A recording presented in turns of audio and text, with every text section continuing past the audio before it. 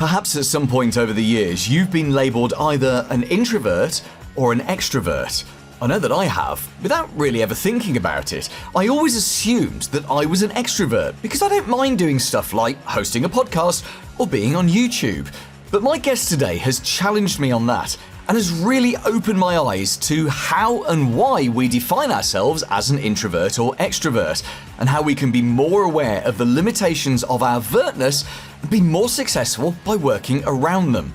Most importantly, he has advice on how you can leverage the way you already are to better market your MSP. Hey, I'm Dallas Amsden, and my company is Communicate to Succeed, helping you communicate for your own success. And thank you so much for joining me on this podcast, Dallas. You were very highly recommended to me, and it's a delight to get you on the show because we are going to talk primarily today about how introverts can better communicate. Now, I'm not an introvert myself. You can probably tell. Why would I do a podcast like this and so much YouTube if I was? But so it's very hard for me to understand what it must be like as an introvert, having to pitch your business, go to networking meetings, and talk about things that perhaps you're not comfortable talking about, such as cybersecurity solutions, all of those kind of things. So that's what we're going to delve into today, and I know that you're an absolute expert on this, and this is your sweet spot of how you are helping the world. Before we talk about that, just give us some of your background. So what got you from being a kid to being here?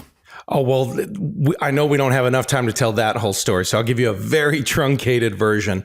I have basically been on stages or on screens or on microphones since I was 12 years old, so 30 plus years now. I've been doing some form of performance or presentation. I've been everything from a professional mime at one point to I got my degree in musical theater. I was an actor out in Hollywood for a little bit, a stunt performer for a little bit. And when I realized I didn't like being told where to stand and what to say and how to say it, I started doing stand-up comedy and really kind of found my voice in that, the performative element of that.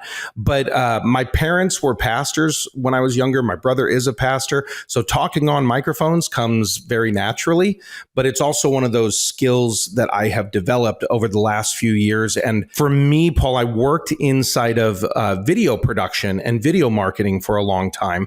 And what I had to do on a daily basis, I was the production manager. So on one side, I had to talk to the writers, I had to talk to the directors, the artists, the animators, and the editors and all of that.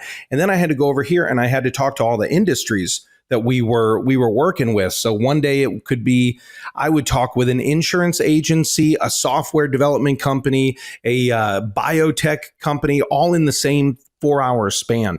So what I had to learn how to do was learn the speak the speak, and figure out how to communicate to everybody.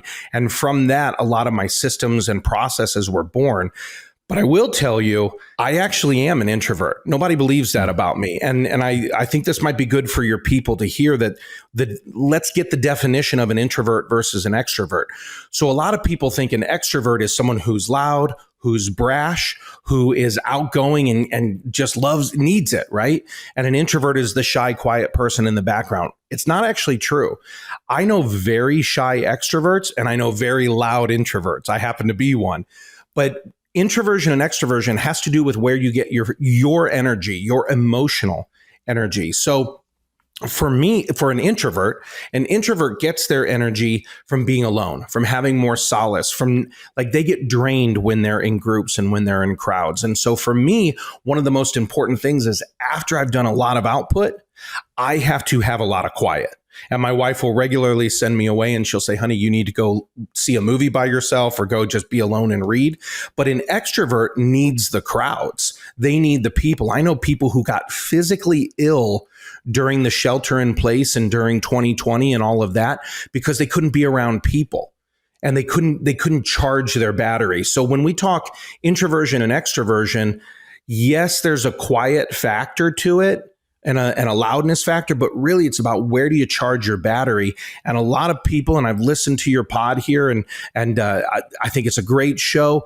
A lot of people, I think this could benefit them because maybe they need more quiet time.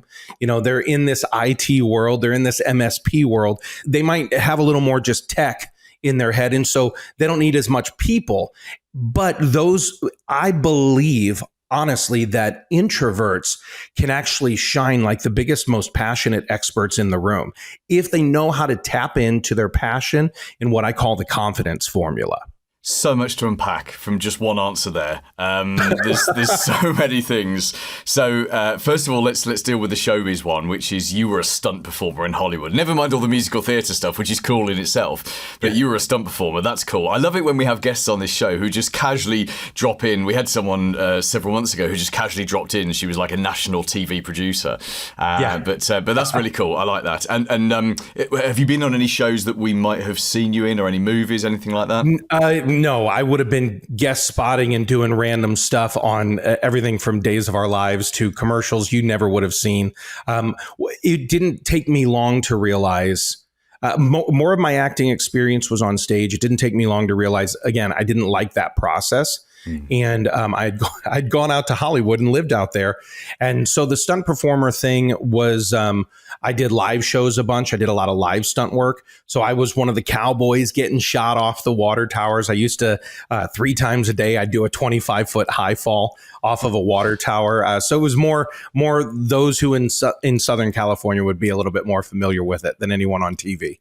Yeah, no, that makes perfect sense. The other thing you said, by your definition, I started this interview by saying I'm an extrovert, and actually, by your definition, I'm an introvert because I find groups of people very tiring. I like, I sit where we're filming here is my little home office. I've got a green screen, and I like to sit on my own all day. That makes me happy. Don't get me wrong, I love being around my child.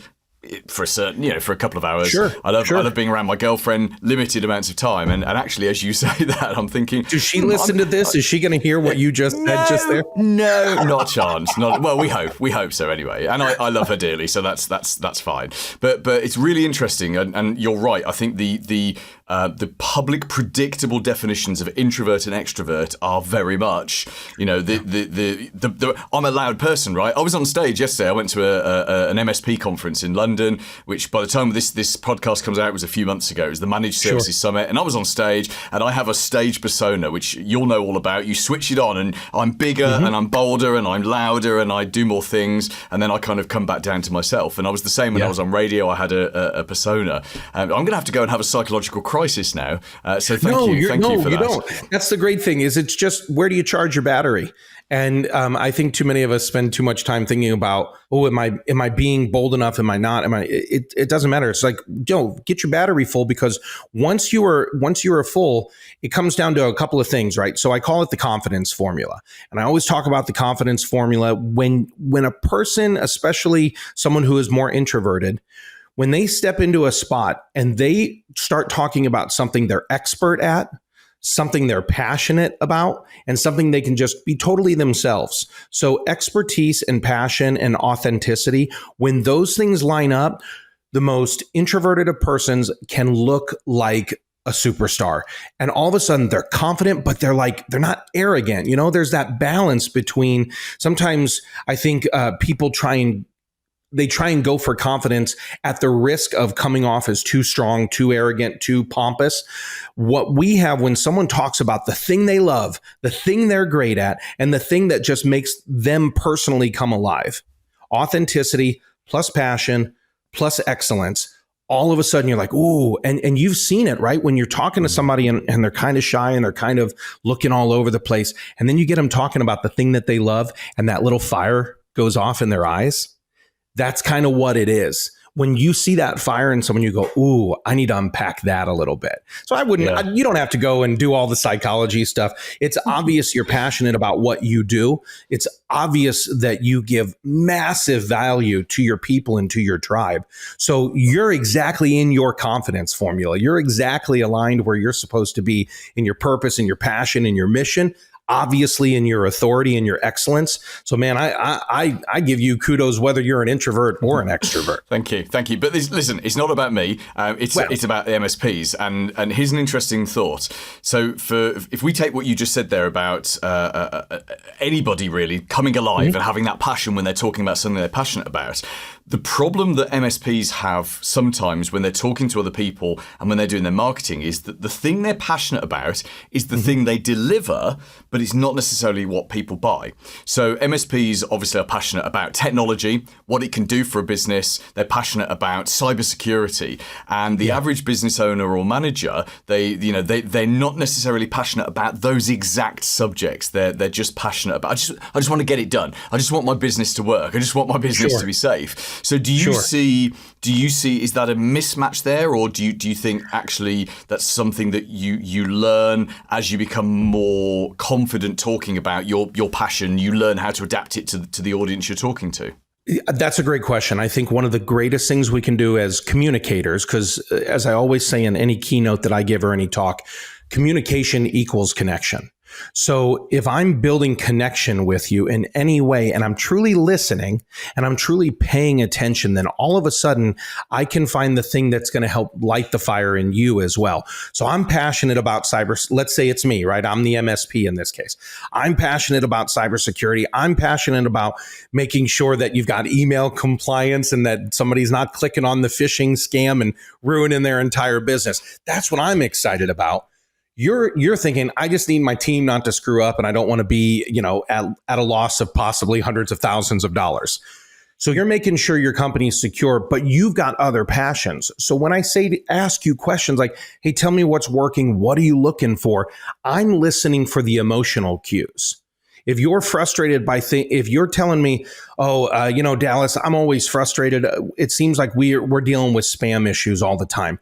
You just gave me a clue. And if I'm listening, I now know how to come at you with the proposition that's going to hit a passion point for you. Now it's going to be a pain point as well, obviously, right? So you and I know in this marketing side of things, we want to kind of sometimes push on the pain point for our prospects and for our clients. So if I discover through a question or two what's working, what isn't working, what would you like to see a little different? What does an ideal thing look like for you? If I'm having that discovery conversation with you, I'm listening for two things. Is Paul going to reveal a passion point to me, or is he going to reveal a pain point to me? Because either one I'm going to lean into. Because I'm an expert at MSPs, again, I'm using myself as the example here, because I'm an expert at this and because I'm passionate about it and because I'm authentically me, my bubbling confidence is going to overwhelm you in a good way that you're going to go, oh, Dallas could hold me. He could I like this guy's fire. I like this guy's passion. I like what he's saying. I like what he's doing. And all I've done is kind of ask you a few questions that are important. And I've pushed on it a little bit and done that. So I think for your people to understand when they are having these conversations, they're not just giving they're not just giving their proposition. They're not just saying, here's my unique sales prop, my USP. They're not just saying that, because then they sound like everyone else. Instead, they want to get to the passion points and the pain points of their ideal client, whether it's I work with legal companies or I work in manufacturing or whatever MSP, they're helping as a service provider, whatever that looks like. If they know the passion and the pain points of their ideal audience, then they can push on them and they can get really excited about that. And then all of a sudden that connection, that communication connection builds, and you as the prospect are leaning into me because now I'm magnetic. Now I'm exciting. Now I'm persuasive, whether I'm an introvert or not. Yeah, that makes perfect sense. Dallas, I could speak to you for hours and hours about this, and maybe we should put an entire special together around this next year. But for now, let's wrap up. I've got one final question for you before we learn what you do to help MSPs. If you could wave a magic wand and give a single short piece of advice to every introvert business owner out there who is desperate and so keen to grow their business, but perhaps scared of some of the things that they have to do because of the fact that they're an introvert, what's that one piece of advice you would give them? It's kind of been the key word for this whole thing. I would say lean into what you love. Lean into what you love. Lean into that passion point. That would be my short, truncated answer, because again, once you get passionate about something, you draw people toward you, you come alive in a way, and then all of a sudden, life is more fun. So lean into what you love would be my answer. That's a great answer. It really is. Dallas, thank you so much for being on the show. Just tell us what you do to help people and how can we get in touch with you? Sure, absolutely. So I'm a keynote speaker as well. People can reach out to me through my website, dallasamsden.com. I know you'll have all that in the show notes and everything. So dallasamsden.com. I speak on leadership a lot of times. Obviously, I speak on communication skills, and I speak on this confidence formula. And specifically for introverts who are wanting to get better about presenting or get better about differentiating themselves in their market, I have a great resource if people want that. It's actually called the Introvert Speaker's Guide. And if you go to introvertspeakerguide.com, it's just a short little video series that kind of gives you the training and unpacks those 3 points I talked about in the confidence formula. So introvertspeakerguide.com. But connect with me on the socials as well. I'm active on LinkedIn at Dallas Amsden. I'd love to connect with you, find out what your passion points are, your pain points, and help you discover how you can communicate for your own success. Paul Green's MSP Marketing Edge.